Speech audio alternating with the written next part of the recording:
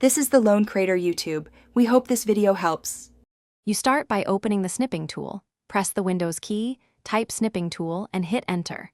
Once the app appears, pick a mode. Rectangular is fastest for most tasks. Make sure to adjust delay between 0 and 5 seconds if you need time to position menus. Also decide whether to include the cursor in captures.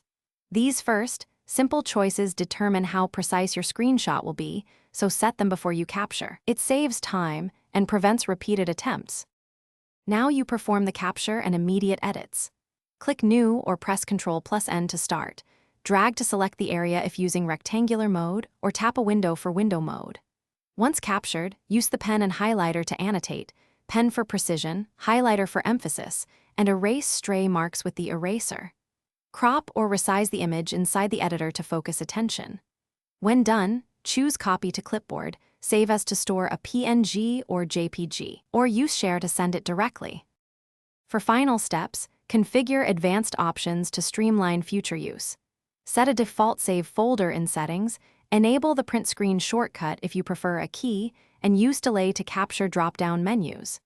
If something goes wrong, restart the Snipping Tool first and check clipboard permissions in Windows settings.